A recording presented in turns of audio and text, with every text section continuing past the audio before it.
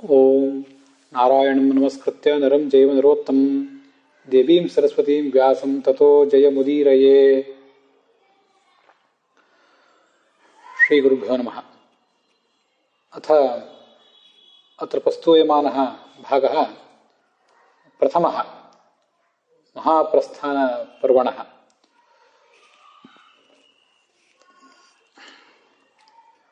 ಕೃಷ್ಣ ಬಲರಾಮಯೋಃ ಸಪರಿವಾರಯೋಃ ನಿರ್ಯಾಣಂ ಕೃತವತೋಃ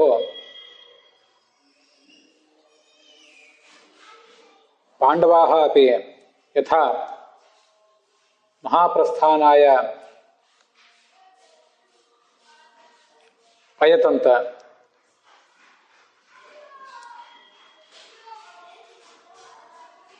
ಕಥಂಚಿತ್ ರಾಜ್ಯಸ್ಯ ವ್ಯವಸ್ಥಾಪಯಾಮಾಸುಃ ಇತ್ಯೇತತ್ ಸರ್ವಂ ಅತ್ರ ಭಾಗೆ ಶ್ರೂಯತೆ.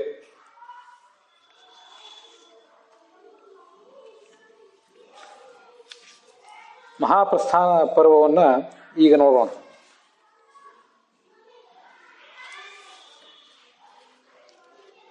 ಪಾಂಡವರು ಕೃಷ್ಣ ಮತ್ತು ಬಲರಾಮರ ನಿರ್ಯಾಣದ ಬಳಿಕ ಏನು ಮಾಡಿದರು ಅನ್ನುವುದನ್ನೆಲ್ಲ ನಾವು ಇಲ್ಲಿ ನೋಡುವರಿದ್ದೇವೆ. ಭಾಗವತದಲ್ಲಿ ಕೂಡ ಇದರ ಬಗ್ಗೆ ವರ್ಣನ ಬಂದಿದೆ. ಭಾಗವತದ 1ನೇ ಸ್ಕಂದದಲ್ಲಿ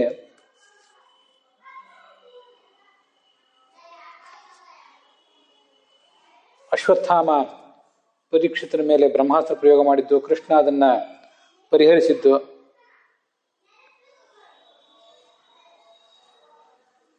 ಇದೆಲ್ಲವೂ ವರ್ಣಿತ ಆಗಿದೆ.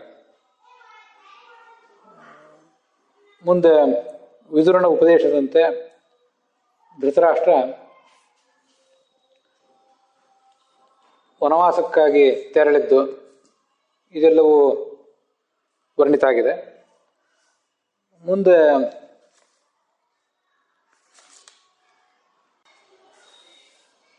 ಹನ್ನೆರಡನೇ ಅಧ್ಯಾಯದಲ್ಲಿ ಧೃತರಾಷ್ಟ್ರನ ಅವಸಾನದ ಬಗ್ಗೆ ವರ್ಣನೆ ಇದೆ. 13ನೇ ಅಧ್ಯಾಯದಲ್ಲಿ ಅರ್ಜುನ ಮತ್ತು ಧರ್ಮರಾಜರ ಭೇಟಿ ಇದೆ. ಅದು ನಾವೀಗ ಮಹಾಭಾರತದಲ್ಲೂ ಕೂಡ ನೋಡಬೇಕಾದದ್ದು.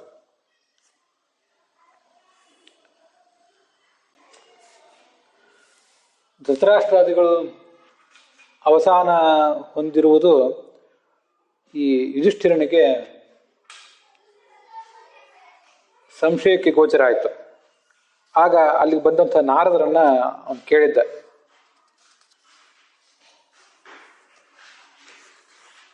ನಾಹಂ ವೇದ ಗತಿಂ ಪಿತ್ರೋಃ ಭಗವನ್ ಕ್ವಗತಾವಿತಃ ಕರ್ಣಧಾರ ಇವಾಪಾರೆ ಸೀದತಾಂ ಪಾರದರ್ಶನಃ. ಅಪಾರವಾದ ಈ ಸಂಸಾರ ಸಾಗರದಲ್ಲಿ ನೀವು ಎಲ್ಲರನ್ನೂ ಪಾರುಗಾಣಿಸುವಂಥ ಮಹಾತ್ಮರು. ಧೃತರಾಷ್ಟ್ರ ಮತ್ತು ಗಾಂಧಾರಿಯರು ನನಗೆ ಕಾಣಿಸ್ತಾ ಇಲ್ಲ, ಎಲ್ಲಿ ಹೋಗಿದ್ದಾರೆ ಅನ್ನೋದನ್ನ ಹೇಳಿರಿ ಅಂತ ಕೇಳ್ಕೊಂಡೆ. ಮಾಕಂಚನ ಶುಚೋರಾಜನ್ ಯದೀಶ್ವರ ವಶಂ ಜಗತ್ ಸ ಸಂಯುನಕ್ತಿ ಭೂತಾನಿ ಸಯೇವ ವಿಯುನಕ್ತಿ ಚ. ಧರ್ಮರಾಜ, ನೀನು ಯಾರ ಬಗ್ಗೆನೂ ಕೂಡ ದುಃಖ ಪಡಬೇಕಾಗಿಲ್ಲ. ಭಗವಂತ ಎಲ್ಲರನ್ನು ಜೋಡಿಸ್ತಾನೆ, ಮುಂದೆ ಅವರನ್ನು ಅಗಲಿಸ್ತಾನೆ ಕೂಡ.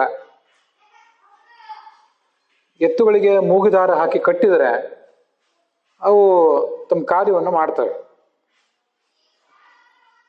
ಶ್ರಮಸಾಧ್ಯವಾದ ಕಾರ್ಯಗಳನ್ನೆಲ್ಲ ಮಾಡಿ ಮುಗಿಸ್ತವೆ. ಅದರಂತೆ ನಾವು ಕೂಡ ಆ ಭಗವಂತನ ಆಜ್ಞೆಗೆ ಬದ್ಧರಾಗಿದ್ದು ಅವನ ಸೇವೆಯನ್ನು ಮಾಡ್ತೇವೆ. ಯಥಾ ಕ್ರೀಡೋಪಸ್ಕರಾಣಾಂ ಸಂಯೋಗ ವಿಗಮಾವಿಹ ಇಚ್ಛೆಯ ಕ್ರೀಡಿತು ಸ್ಯಾತಾಂ ತಥೈವ ಈಶೇಚ್ಛೆಯ ನೃಣಾಂ. ಆಟದ ವಸ್ತುಗಳನ್ನು ಒಂದು ಕಡೆ ಸೇರಿಸುವುದು ಮತ್ತು ದೂರ ಮಾಡುವುದು, ಆಟ ಆಡುವುದು, ಇದೆಲ್ಲ ಬಾಲಕನ ಇಚ್ಛೆ. ಅದರಂತೆ ಭಗವಂತನು ಕೂಡ ಆಟ ಆಡ್ತಾನೆ.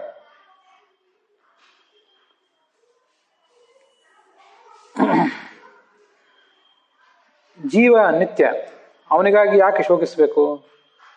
ಶರೀರದ ವಿಯೋಗ ಅಂತನ್ನೋದು ಒಂದಲ್ಲ ಒಂದು ದಿವಸ ಆಗಲೇಬೇಕಾದದ್ದು. ಅದಕ್ಕಾಗಿಯೂ ಶೋಕ ಬೇಕಾಗಿಲ್ಲ. ನಾನೇ ನನ್ನವರಿಗೆಲ್ಲ ಪೋಷಕ, ನನ್ನನ್ನು ಬಿಟ್ಟು ಇವರು ಹೇಗೆ ಬದುಕಿಯಾರು ಅಂತೆಲ್ಲ ಆಲೋಚನೆ ಮಾಡುವುದೇನಿದೆ ಅದು ನಮ್ಮ ಭ್ರಮ ಮಾತ್ರ. ನಮ್ಮ ಕಾಲ ಅನುಸಾರವಾಗಿ, ನಮ್ಮ ಕರ್ಮಗಳಿಗೆ ಅನುಸಾರವಾಗಿ ನಾವೇ ಮೃತ್ಯುವಿಗೆ ಅಧೀನರಾಗಿ ಬಿಟ್ಟಿರ್ತೇವೆ. ಹೀಗೆ ನಾವಿರುವಾಗ, ನಾವೇ ಅನಾಥರಾಗಿರುವಾಗ ಕಥಂ ಅನ್ಯಾಂಸ್ತು ಗೋಪಾಯೇತ್, ಇನ್ನೊಬ್ಬರನ್ನು ನಾವು ಕಾಪಾಡುವುದು ಹೇಗೆ? ಯಾರೊಬ್ಬರಿಗೂ ಕೂಡ ಅನ್ನ, ಆಹಾರ, ವಸತಿ ಇತ್ಯಾದಿಗಳನ್ನು ಕೊಟ್ಟು ಕಾಪಾಡುವಂಥ ಜವಾಬ್ದಾರಿ ನಮಗೇನಾದ್ರೂ ಇದೆಯೇನೋ? ನಾವೇ ಮಾಡ್ತೀವಿ ಅನ್ನುವಂಥ ಅಹಂಕಾರ ನಾವು ಪಡುವುದೇನಾದ್ರೂ ಉಚಿತ ಇದೆಯೇನೋ? ಏನೂ ಇಲ್ಲ. ಜೀವೋ ಜೀವಸ್ಯ ಜೀವನ. ಭಗವಂತ ಎಲ್ಲಿಗೂ ಕೂಡ ಒಂದು ನಿಯಮವನ್ನು ಮಾಡಿದ್ದಾನೆ, ಅದರಂತೆ ಅವರವರಿಗೆ ಆಹಾರ ಸಿಗ್ತದೆ, ಅವರವರು ಬದುಕ್ತಾರೆ. ತದಿದಂ ಭಗವಾನ್ ರಾಜನ್ ಏಕ ಆತ್ಮ ಆತ್ಮನಾಂ ಸ್ವದೃಕ್. ಭಗವಂತನೇ ನಿಯಮ ಮಾಡಿದ್ದಾನೆ, ಎಲ್ಲರೊಳಗೂ ಇರ್ತಾನೆ. ಪಶ್ಯತ್ವಂ ಮಾಯೆಯ ವೃತಾಂ. ಈ ಮಾಯೆಗಧೀನವಾಗಿ ಈ ಜಗತ್ತೆಲ್ಲ ನಡೀತಿದೆ. ಭಗವಂತ ಭೂಭಾರ ಕಳೆಯುವುದಕ್ಕಾಗಿ ಅವತಾರ ಮಾಡಿದ್ದ. ದೇವ ಕಾರ್ಯವನ್ನು ಹೆಚ್ಚು ಕಡಿಮೆ ಈಗ ಅವನು ಮಾಡಿ ಮುಗಿಸಿದ್ದಾನೆ. ಯದುಕುಲದ ಕ್ಷಯ ಇನ್ನೊಂದು ಸ್ವಲ್ಪ ಬಾಕಿ ಉಳಿದಿದೆ. ಅಲ್ಲಿವರೆಗೆ ನೀವು ಎಲ್ಲರೂ ಕಾಯಬೇಕು. ಅವನು ಲೋಕ ಬಿಟ್ಟಾಗ ನೀವು ಕೂಡ ಹೊರಡಬೇಕು. ಧೃತರಾಷ್ಟ್ರ ಹಿಮಾಲಯದ ದಕ್ಷಿಣದ ಭಾಗದಲ್ಲಿ ಸಪ್ತಸ್ರೋತ ಅನ್ನುವ ಪ್ರದೇಶದಲ್ಲಿ ಸಪ್ತರ್ಷಿಗಳ ಆಶ್ರಮದಲ್ಲಿದ್ದಾನೆ.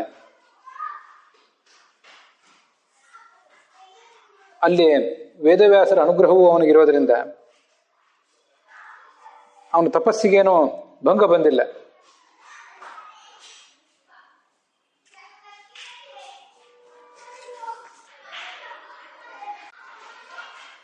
ಹೀಗೆ ಯಾವುದೇ ಭಂಗ ಬರದಂತೆ ತಪಸ್ಸು ಮಾಡಿ ಮುಗಿಸಿದ.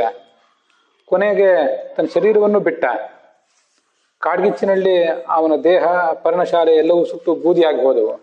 ಗಾಂಧಾರಿಯು ಕೂಡ ಆತನ ಜೊತೆಗೆ ಹೊರಟು ಹೋದ್ಲು. ವಿದುರ ಈ ಹಿಂದೆನೆ ಇದೆಲ್ಲವನ್ನು ತಿಳಿದಿದ್ದ, ತೀರ್ಥಯಾತ್ರೆಗೆ ಹೋಗಿದ್ದ ಕುರುಕ್ಷೇತ್ರ ಇದ್ದ ಸಂದರ್ಭದಲ್ಲೇ. ಮುಂದೆ ಅವನು ಅಣ್ಣನಾದ ಧೃತರಾಷ್ಟ್ರನ ಜೊತೆಗೆ ವನವಾಸಕ್ಕೆ ಹೋದ. ಅಲ್ಲಿಂದ ಮುಂದೆ ಅವನು ಕೂಡ ಪ್ರಾಣ ಪರಿತ್ಯಾಗ ಮಾಡಿದ.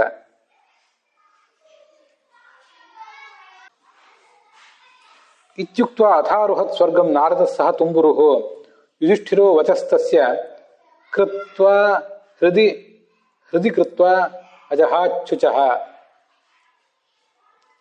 ನಾರದರು ಹೀಗೆ ಯುಧಿಷ್ಠಿರನಿಗೆ ಸಮಾಧಾನ ಹೇಳಿದರು. ಸಮಾಧಾನ ಹೇಳಿ ಒಂದು ಸ್ವರ್ಗಕ್ಕೆ ಹೊರಟೋದ್ರು ನಾರದರು ಮತ್ತು ತುಂಬುರು ಇಬ್ಬರು ಕೂಡ. ಧರ್ಮರಾಜ ಅವರ ಮಾತಿನಂತೆ ತನ್ನ ದುಃಖವನ್ನ ನಿಯಂತ್ರಿಸಿಕೊಂಡ. ಇದು ಭಾಗವತದ 1ನೇ ಸ್ಕಂದದ 12ನೇ ಅಧ್ಯಾಯ. 13ನೇ ಅಧ್ಯಾಯದಲ್ಲಿ ಸೂತರು ಆ ಕಥೆಯನ್ನ ಹೇಳ್ತಾ ಹೋದ್ರು. ಅರ್ಜುನನನ್ನ ಧರ್ಮರಾಜ ಕಳಿಸಿಕೊಟ್ಟಿದ್ದ. ದ್ವಾರಕೆಯಲ್ಲಿರುವಂಥ ಬಂಧುಗಳನ್ನು ನೋಡಿ ಬಾ, ಅಲ್ಲಿ ಏನೋ ಆಗಿದೆ ಅಂತ. ಅರ್ಜುನ ಹೋಗಿ ಕೆಲವು ದಿನಗಳಾಗಿತ್ತು ಅಷ್ಟೇ. ಆದರೆ ಧರ್ಮರಾಜನಿಗೆ ಮಾತ್ರ ಅದು ದೊಡ್ಡ ವಿರಹ ವ್ಯಥೆ ಆಗಿಬಿಟ್ಟಿತ್ತು. ವ್ಯತೀತಾ ಕಚಿತ್ಸಿನ್ ಮಾಸಾಹ ತದಾತು ಶತಶೋ ನೃಪ ದದರ್ಶ ಘೋರ ರೂಪಾಣಿ ನಿಮಿತ್ತಾನಿ ಭೃಗುದ್ವ. ಯಾದವರ ಕ್ಷೇಮ ಸಮಾಚಾರ ತಿಳಿದು ಬರಬೇಕು ಅಂತ ದ್ವಾರಕೆಗೆ ಈ ಅರ್ಜುನ ಹೋಗಿದ್ದ. ಮಹಾಭಾರತನೂ ಅದೇ ಹೇಳಿದೆ. ಕೆಲವು ದಿನಗಳಾಗಿತ್ತಷ್ಟೇ. ಧರ್ಮರಾಜನಿಗೆ ಆ ಕೆಲವು ದಿನಗಳೇ ಕೆಲವು ಮಾಸಗಳಂತೆ ಕಂಡು ಬಂದವು. ಆದ್ರಿಂದ ಭಾಗವತ ಅದನ್ನ ವ್ಯತೀತಾ ಕಚಿತಿನ್ ಮಾಸಾಹ ಅಂತ ಹೇಳಿದೆ. ಚಿಂತೆಯಿಂದ ಕಾಲ ನೂಕುವಂಥ ಪ್ರಸಂಗ ಬಂದಾಗ, ತಾವು ಕಷ್ಟಪಟ್ಟು ಕಾಲವನ್ನು ಕಳೆಯುವ ಪ್ರಸಂಗ ಬಂದಾಗ ದಿನ ತಿಂಗಳಂತಾಗ್ತದೆ. ಸುಖವಾಗಿ ಕಾಲ ಕಳೆದು ಹೋಗುವಾಗ ತಿಂಗಳೇ ದಿನ ಅಂತ ಅನಿಸ್ತದೆ ಅಂತ ನಾಮ ಮಹೋದಧಿ ಅನ್ನುವಂಥ ಗ್ರಂಥನೂ ಕೂಡ ವರ್ಣನೆ ಮಾಡಿದೆ.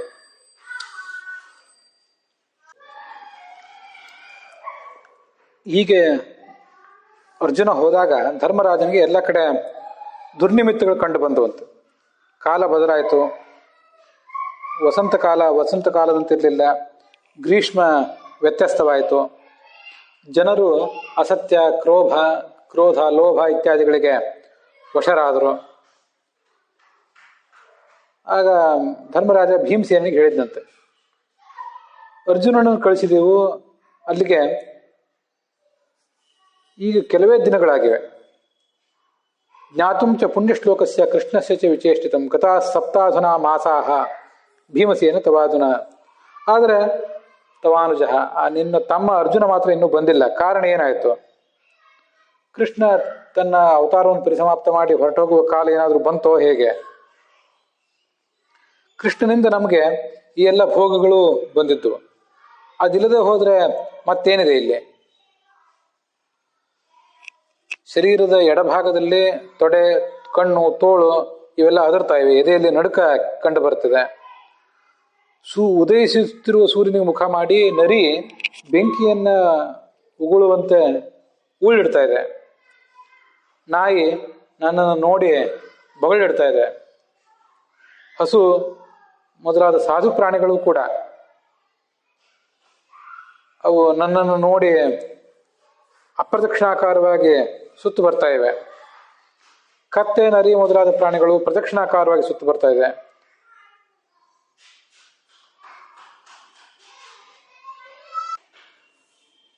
ರಥದ ಕುದುರೆಗಳು ಕಣ್ಣೀರು ಸುರಿಸ್ತಾ ಇವೆ. ಸ್ವಪ್ನದಲ್ಲಿ ಮರಣ ಸೂಚಕವಾಗಿ ಪಾರಿವಾಳ ಬೆಂಕಿಯಲ್ಲಿ ಕಾಲಿಡ್ತಾ ಇದೆ. ಗೂಬೆಗಳು ಒಂದಕ್ಕೊಂದಕ್ಕೆ ಪ್ರತಿಯಾಗಿ ಕೂಗುತ್ತಾ ಇವೆ, ಸರ್ವನಾಶವನ್ನು ಸೂಚನೆ ಮಾಡ್ತಾ ಇವೆ. ಅನೇಕ ಕಡೆ ಭೂಕಂಪ ಅನುಭವಕ್ಕೆ ಬರ್ತಾ ಇದೆ. ಬಿರುಗಾಳಿ, ಬಿಸಿ ಧೂಳು ಇದೆಲ್ಲ ಕಡೆ ಕಾಣ್ತಾ ಇದೆ. ಗ್ರಹಗಳ ಸಂಘರ್ಷ ಆಗ್ತಿದೆ. ನದಿ ಸರೋವರಗಳ ನೀರು ಕಶ್ಮಲ ಆಗಿದೆ. ಪ್ರಕೃತಿಯೆಲ್ಲ ಅಸ್ತವ್ಯಸ್ತ ಆಗಿದೆ. ಸುಖ ಸಮೃದ್ಧಿಯ ಲಕ್ಷಣಗಳಿಲ್ಲ. ಅನನ್ಯ ಪುರುಷ ಸ್ತ್ರೀ ವಿಹಿ ಹೀನಾ ಭೂಹು ಗತ ಸೌಭಗ.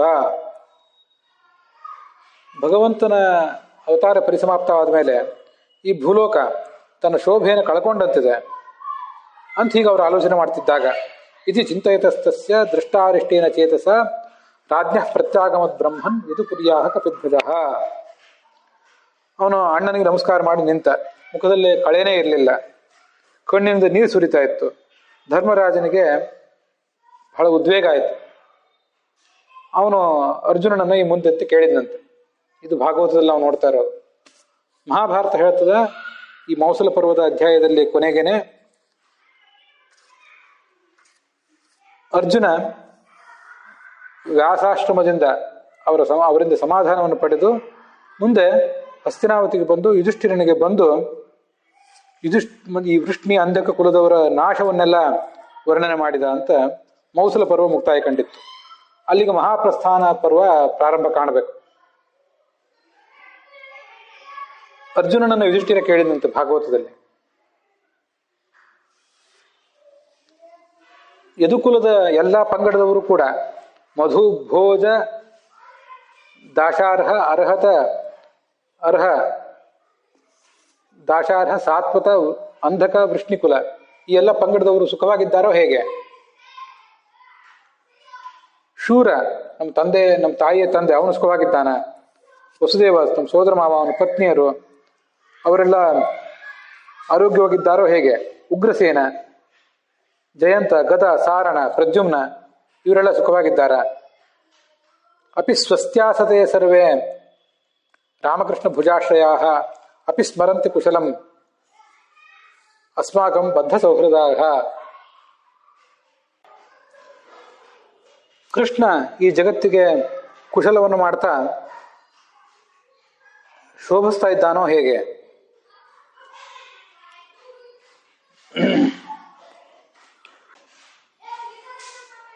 ಉಳಿದವರ ವಿಷಯ ಆ ಕಡೆ ಇರಲಿ, ನೀನು ಆರೋಗ್ಯವಾಗಿದ್ದೀಯಾ?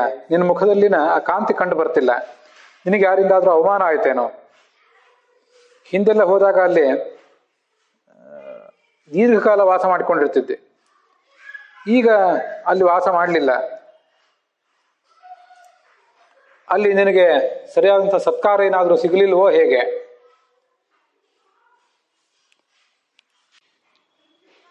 ಯಾರಾದರೂ ನಿನಗೆ ಕೆಟ್ಟ ಮಾತನಾಡಿದ್ರೇನೋ, ಅಥವಾ ನಿನ್ನನ್ನು ಶರಣಾಗತರಾದಂತಹ ಯಾರಾದರೂ ಬ್ರಾಹ್ಮಣ, ಬಾಲಕ, ಗೋವು ಇವರಿಗೆ ರಕ್ಷಣೆ ಕೊಡ್ಲಿಕ್ಕಾಗದೆ ನೀನು ಚಡಪಡಿಸುವಂತಾಯ್ತೋ ಹೇಗೆ? ಯಾರೋ ಒಬ್ಬ ಪರಸ್ತ್ರೀ ಅಥವಾ ವಿವಾಹ ಸಂಸ್ಕಾರವಿಲ್ಲದ ಸ್ತ್ರೀ, ಅವಳನ್ನೇನಾದರೂ ನೀನು ಕೂಡಿದೆಯೋ ಹೇಗೆ?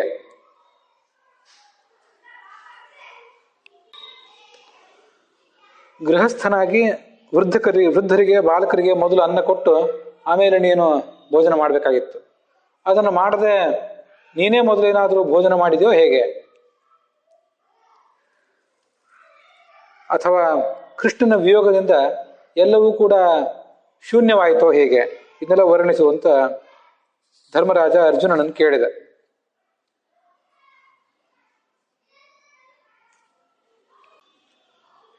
ಆದರೆ ಅರ್ಜುನನಿಗೆ ಉತ್ತರ ಕೊಡ್ಲಿಕ್ಕಾಗದೇ ಇರುವಂತಹ ಪರಿಸ್ಥಿತಿ ಇತ್ತು.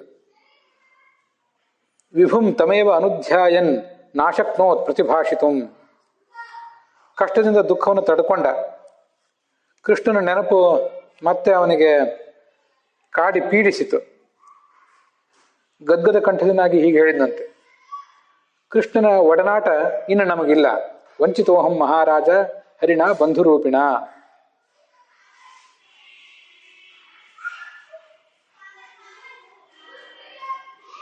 ಕೃಷ್ಣನ ಸಹಾಯ ಇಲ್ಲದೆ ಇರುವಂಥ ನಾನೀಗ ಜೀವಚ್ಛವ ಆಗಿದ್ದೇನೆ. ಹಿಂದೆ ಎಲ್ಲ ರಾಜರನ್ನ ನಾನು ಸೋಲಿಸಿ ದ್ರೌಪದಿಯನ್ನು ಪಡೆದಿದ್ದೆ. ಅದು ಕೃಷ್ಣಾನುಗ್ರಹದಿಂದ. ಮಯನಿರ್ಮಿತ ಸಭೆಯನ್ನು ನಾವು ಪಡ್ಕೊಂಡಿದ್ದೆವು ರಾಜಸೂಯ ಯಾಗಕ್ಕಿಂತ ಮುಂಚೆ. ಅದು ಕೃಷ್ಣಾನುಗ್ರಹದಿಂದ. ಅವನ ಅನುಗ್ರಹದಿಂದಲೇ ರಾಜಸೂಯ ಯಾಗ ವೈಭವದಿಂದ ನಡೆಯಿತು. ದ್ರೌಪದಿಗೆ ಯಾವ ದುಷ್ಟರು ಅವಮಾನ ಮಾಡಿದ್ರಲ್ಲ, ಅದರ ಪ್ರತಿಫಲವಾಗಿ ಆ ದುಷ್ಟರೆಲ್ಲ ಯುದ್ಧದಲ್ಲಿ ಮರಣಿಸಿದರು. ಅವರ ಪತ್ನಿಯರು ವಿಧವೆಯರಾದ್ರಲ್ಲ, ಅದೆಲ್ಲವೂ ಕೃಷ್ಣನ ಪರಾಕ್ರಮದಿಂದ. ಯುದ್ಧದಲ್ಲಿ ಶಿವನನ್ನು ಮೆಚ್ಚಿಸಿ ಪಾಶುಪತಾಸ್ತ್ರ ಪಡೆದೆ, ಇತರ ದಿಕ್ಪಾಲಕರಿಂದ ಅಸ್ತ್ರಗಳನ್ನು ಪಡೆದೆ. ಎಲ್ಲ ಕೃಷ್ಣನ ಅನುಗ್ರಹದಿಂದ. ತೇಜಸ. ನಾನು ಹಿಂದೆ ದೇವಲೋಕದಲ್ಲಿದ್ದಾಗ ಕೃಷ್ಣನ ಅನುಗ್ರಹದಿಂದಲೇ ಈ ದೇವತೆಗಳೆಲ್ಲ ನಿವಾತ ಕವಚ ರಾಕ್ಷಸರ ಕಡೆಗೆ ನನ್ನನ್ನು ಯುದ್ಧಕ್ಕೆ ಕಳಿಸಿದಾಗ ನಾನು ಅವರನ್ನ ಸೋಲಿಸಿದ್ದೆ. ಗೋಗ್ರಹಣ ಕಾಲದಲ್ಲಿ ಕೌರವ ಸೈನ್ಯವನ್ನೆಲ್ಲ ನಾನು ಒಬ್ಬನೇ ಸದೆ ಪಡೆದಿದ್ದೆ. ಎಲ್ಲ ಕೃಷ್ಣನ ಪ್ರಭಾವ ಅದು. ಯದ್ ಬಾಂಧವ, ಕೃಷ್ಣ ನಮಗೆ ಬಂಧುವಾಗಿದ್ದರ ಪ್ರಭಾವ ಅದು. ಯೋ ಭೀಷ್ಮ ಕರ್ಣ ಗುರು ಶಲ್ಯ ಚಮೂಶ್ವದಭ್ರ ರಾಜನ್ಯವರ್ಯ ರಥ ಮಂಡಲ ಮಂಡಿತಾಸು ಅಗ್ರೇಚರೋ ಮಮ ರಥೆ ರಥಯೂಥಪಾನಾಂ ಆಯುರ್ಮನಾಂಸಿ ಚ ದೃಶ ಸಹಸ ಯದಾರ್ಛತ್. ದೊಡ್ಡ ಸೈನ್ಯ ಕುರುಕ್ಷೇತ್ರದಲ್ಲಿ ನಮ್ಮ ಎದುರಿಗಿತ್ತು. ಭೀಷ್ಮ, ದ್ರೋಣ, ಕೃಪ ಮೊದಲಾದವರೆಲ್ಲ ಅಲ್ಲಿದ್ರು. ಅಲ್ಲಿ ನನ್ನ ರಥವನ್ನ ಕೃಷ್ಣ ನಿಲ್ಲಿಸಿದ್ದ. ಅವರ ಆಯುಷ್ಯವನ್ನು, ಅವರ ಮನೋಬಲವನ್ನು ಎಲ್ಲವನ್ನೂ ತನ್ನ ಕಣ್ಣೋಟದಿಂದಲೇ ಅವನು ಅಪಹರಿಸಿಬಿಟ್ಟಿದ್ದ. ಆದ್ರಿಂದ ಅವರು ಸೋತಂತೆ ಆಗಿಬಿಟ್ಟಿದ್ರು. ಅವರು ಪ್ರಯೋಗ ಮಾಡಿದಂತಹ ಮಹಾಯುಧಗಳು ಕೂಡ ನನಗೇನೂ ಮಾಡಲಿಲ್ಲ. ಹಿಂದೆ ನರಸಿಂಹನ ಭಕ್ತನಾದಂತಹ ಪ್ರಹ್ಲಾದನಿಗೆ ಯಾವ ಆಯುಧವೂ ಏನು ಮಾಡಲಿಲ್ವಲ್ಲ, ಹಾಗೇನೆ ಈಗ ನನಗೂ ಕೂಡ ಆಯಿತು. ಅವನ ಮೋಹಕ ಶಕ್ತಿಗೆ ನಾವು ಸಿಲುಕಿದ್ದೀವಿ. ಆದ್ರಿಂದ ಅಹಂ ಅಸ್ಮೀತಿ ಮಮೇತಿ ಭಾವ್ಯಾಹ, ಇದು ನಾವು ನಮ್ಮದು ಅಂತೆಲ್ಲ ಭ್ರಮ ಪಡ್ತೇವೆ. ಅದನ್ನ ದೇವತೆಗಳಿಗೂ ಅರಿತುಕೊಳ್ಳಿಕ್ಕಾಗೋದಿಲ್ಲ. ಅದನ್ನ ರಣಮೂರ್ಧ್ನಿದರ್ಶಿ ಭಗವದ್ಗೀತೆಯಲ್ಲಿ ಅದನ್ನೆಲ್ಲವನ್ನು ನನಗೊಂದು ಬೋಧಿಸಿದ, ಯುದ್ಧರಂಗದಲ್ಲೇ ಬೋಧಿಸಿದ. ಯುದ್ಧರಂಗದಲ್ಲಿ ನಮ್ಮ ಕುದುರೆಗಳು ನೀರಡಿಸಿದಾಗ ಅವುಗಳಿಗೆ ಅವನು ನೀರು ಕುಡಿಸಿದ. ನಾನಾಗ ನೆಲದ ಮೇಲೆ ನಿಂತಿದ್ದೆ. ಉಳಿದ ಕರ್ಣಾದಿ ಯೋಧರೆಲ್ಲ ಆವಾಗ ಅಸಹಾಯಕರಾಗಿಬಿಟ್ರು, ನಮಗೇನೂ ಮಾಡ್ಲಿಕ್ಕೆ ಆಗ್ಲಿಲ್ಲ. ಅಂತಹ ಮಹಾತ್ಮ ಅವನು ಕೃಷ್ಣ. ನರ್ಮಾಣಿ ಉದಾರ ರುಚಿರ ಸ್ಮಿತ ಶೋಭನಾನಿ ಹೇ ಪಾರ್ಥ ಹೇ ಅರ್ಜುನ ಹೇ ಸಖೇ ಕುರುನಂದನೇತೆ ಸಂಜಲ್ಪಿತಾನಿ ನರದೇವ ಹೃದಯಸ್ಪೃಶಾನಿ ಸ್ಪರ್ತುರ್ಲುಠಂತಿ ಹೃದಯಂ ಮಮ ಮಾಧವಸ್ಯ.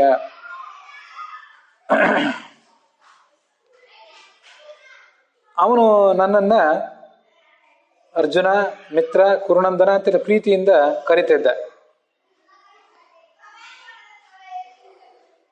ನಾನು ಅವನನ್ನ ಸಾರಥಿಯನ್ನಾಗಿ ಮಾಡಿಕೊಂಡೆ.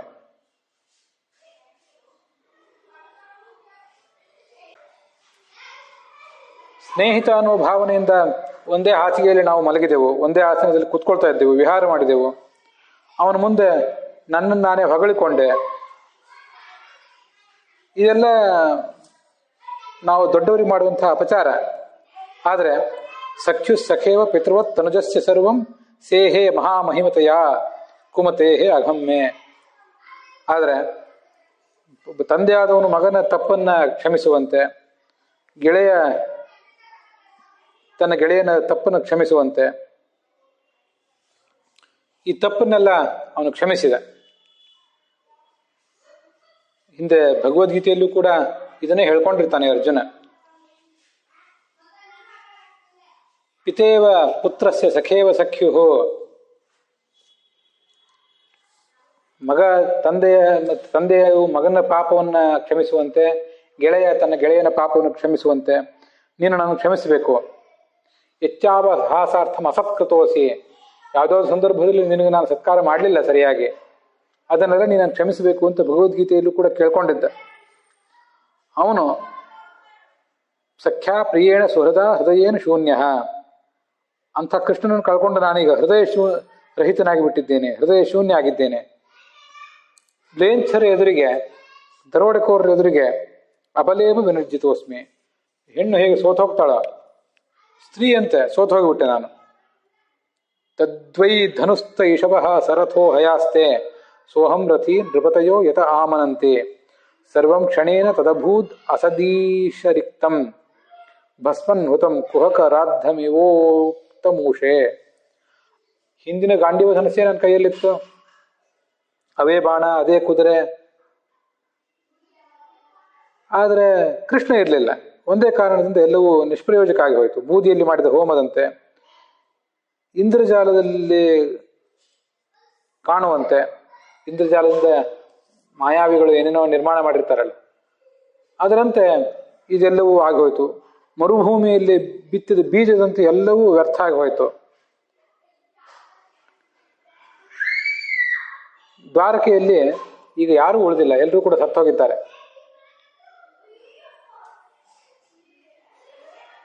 ಚತುಃಪಂಚಾವಶೇಷಿತಾಹ. 4-5 ಜನ ಮಾತ್ರ ಅಲ್ಲಿ ಇವತ್ತು ಉಳಿದಿದ್ದಾರೆ, ಉಳಿದವರೆಲ್ಲ ಸತ್ತು ಹೋಗಿಬಿಟ್ಟಿದ್ದಾರೆ. ಪ್ರಾಯೇಣೇತದ್ ಭಗವತಃ ಈಶ್ವರಸ್ಯ ವಿಚೇಷ್ಟಿತಂ ಮಿಥೋ ನಿಘ್ನಂತಿ ಭೂತಾನಿ ಭಾವಯಂತಿ ಚ ಯನ್ಮಿಥಃ. ಇದು ಭಗವಂತನ ಲೀಲೆ. ಹೀಗೆ ಕೆಲವು ಬಾರಿ ಅವನು ಪ್ರೇರಿಸಿದಾಗ ಪರಸ್ಪರ ಇವರು ಹೊಡೆದಾಡ್ತಾರೆ, ಕೆಲವು ಬಾರಿ ಪರಸ್ಪರ ಸನ್ಮಾನಿಸ್ತಾರೆ. ಒಬ್ಬರ ಜೊತೆಗೆ ಮತ್ತೊಬ್ಬರು ಚೆನ್ನಾಗಿ ವರ್ತಿಸ್ತಾರೆ, ಅದಕ್ಕೂ ಅವನ ಪ್ರೇರಣೆ ಕಾರಣ. ಮತ್ತೊಂದು ಬಾರಿ ಪರಸ್ಪರ ದ್ವೇಷಗಳಂತೆ ಹೊಡೆದಾಡ್ತಾರೆ, ಅದಕ್ಕೂ ಕೂಡ ಅವನೇ ಕಾರಣ. ಭವಂತಿ ಭಾವ ಭೂತಾನ ಮತ್ತಯೇವ ಪೃಥಗ್ ವಿಧಾಹ ಅಂತ ಭಗವದ್ಗೀತೆಯಲ್ಲಿ ಕೃಷ್ಣನೇ ಅನೇಕ ಥರದ ಭಾವನೆಗಳೆಲ್ಲ ನನ್ನಿಂದಲೇ ಆಗ್ತವೆ ಅಂತ ಹೇಳ್ಕೊಂಡಿದ್ದಾನೆ.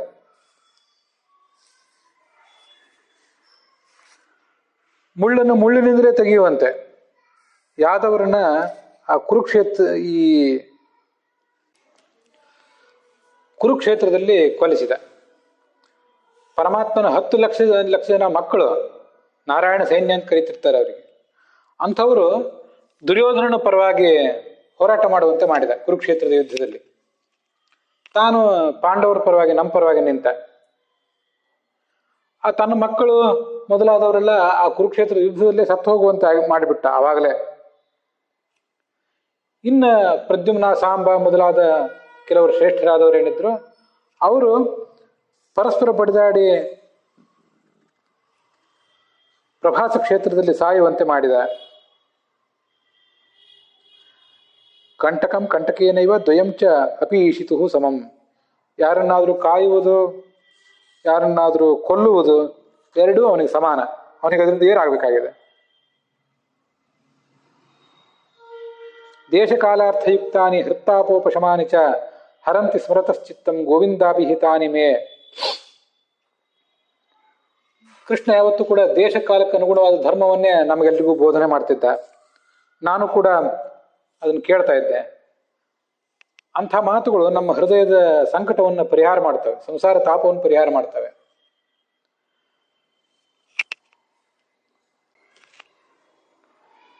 ಅಧರ್ಮೋಪಿ ಭವೇದ್ ಧರ್ಮ ಧರ್ಮೋ ಧರ್ಮೋ ಭವತ್ಯುತ ಕಾರಣ ದೇಶಕಾಲಸ್ಯ ದೇಶ ಕಾಲಶ್ಚ ತಾದೃಶಃ ಅಂತ ಮಹಾಭಾರತದಲ್ಲೇ ಬರುವಂಥ ಒಂದು ಮಾತು. ದೇಶದ ಮತ್ತು ಕಾಲದ ಪ್ರಭಾವದಿಂದಾಗಿ ಅಧರ್ಮೋಪಿ ಭವೇದ್ ಧರ್ಮ, ಅಧರ್ಮ ಧರ್ಮ ಆಗ್ತದೆ. ಧರ್ಮೋ ಧರ್ಮೋ ಭವತ್ಯುತ, ಧರ್ಮ ಅಧರ್ಮ ಆಗಿಬಿಡ್ತದೆ. ಹೀಗೆ ಧರ್ಮ ಮತ್ತು ಅಧರ್ಮಗಳು ಬಹಳ ಸೂಕ್ಷ್ಮ ಇವು.